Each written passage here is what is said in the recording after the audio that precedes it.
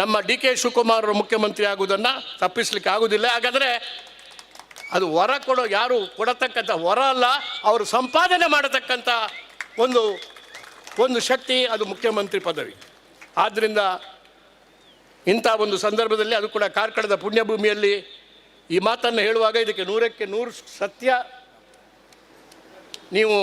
ನಾನು ಹೇಳೋದಿದ್ರೆ ನೀವು ಮಾತ್ರ ಪ್ರತಿಕ್ರಿಯೆ ಕೊಡಬಾರ್ದು ಯಾವುದಕ್ಕೂ ಈ ಮುಖ್ಯಮಂತ್ರಿ ಪದವಿ ವಿಷಯದಲ್ಲಿ. It is A settled matter. ಇದು ತೀರ್ಮಾನ ಆಗಿಬಿಟ್ಟಿದೆ, ಜನರ ಮನಸ್ಸಿನಲ್ಲಿ ತೀರ್ಮಾನ ಆಗಿದೆ, ನಮ್ಮ ಇತಿಹಾಸ ತೀರ್ಮಾನ ಮಾಡಿದೆ. ಅದರ ಯಾರಿಗೂ ತಪ್ಪಿಸಿ ಇವತ್ತು ಅಥವಾ ನಾಳೆ, ಅದಕ್ಕೆ it's A matter of time ಅಷ್ಟೇ. ಅದಕ್ಕೆ ಯಾರು ಕೂಡ ಅದಕ್ಕೆ ಅವರ ಸಪೋರ್ಟರ್ಸು ಕೂಡ ಸುಮ್ಮನೆ ನಾವೇ ಮಾಡಿಸಿದ್ದೇವೆ ಅಂತೇಳಿ ಯಾರು ಹೇಳ್ಕೊಳ್ಬೇಕಾದಂಥ ಅವಶ್ಯಕತೆ ಇಲ್ಲ.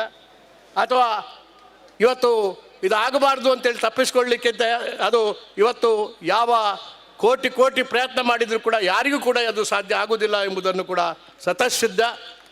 ಆದ್ದರಿಂದ ಭಾಳ ಸಂತೋಷ. ನಾನು ಹೆಚ್ಚು ಮಾತುಗಳನ್ನು ಬೆಳೆಸಲಿಕ್ಕೆ ಹೋಗುವುದಿಲ್ಲ.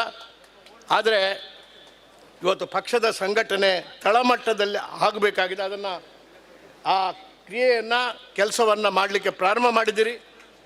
ಇಲ್ಲಿ ಕೂಡ ನಾವು ಮಾಡ್ತೇವೆ.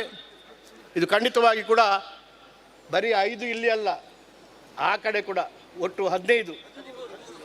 13 ಸೀಟುಗಳಲ್ಲಿ 13 ಸೀಟು ಕೂಡ ಮುಂದೆ ಬರತಕ್ಕಂಥ ಅಸೆಂಬ್ಲಿಯಲ್ಲಿ ಕಾಂಗ್ರೆಸ್ಗೆ ಬಂದೇ ಬರ್ತದೆ. 3 ಲೋಕಸಭಾ ಸೀಟ್ನಲ್ಲಿ 3 ಕೂಡ ಲೋಕಸಭಾ ಸೀಟು ನಮಗೆ ಬಂದೇ ಬರ್ತದೆ. ಆ ಶಕ್ತಿ ಇರತಕ್ಕಂಥದ್ದು ಅದು ಕಾಂಗ್ರೆಸ್ಗೆ.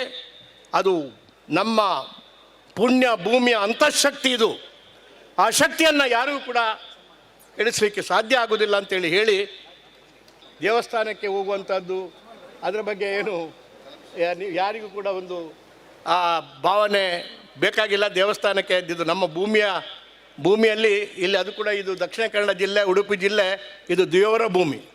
ಆದರೆ ದೇವರ ಭೂಮಿಯನ್ನು BJP ರಣಭೂಮಿಯಾಗಿ ಮಾಡತಕ್ಕಂಥ ಅವರ ಪ್ರಯತ್ನಕ್ಕೆ ಯಾವಾಗಲೂ ಕೂಡ ಯಶಸ್ವಿ ಆಗುವುದಿಲ್ಲ. ದೇವರ ಭೂಮಿ ಅದು ದೇವರ ಭೂಮಿಯಾಗೇ ಉಳಿಯುತ್ತದೆ ಅಂತೇಳಿ ಹೇಳಿ ನನ್ನ ಮಾತುಗಳನ್ನು ಮುಗಿಸ್ತೇನೆ.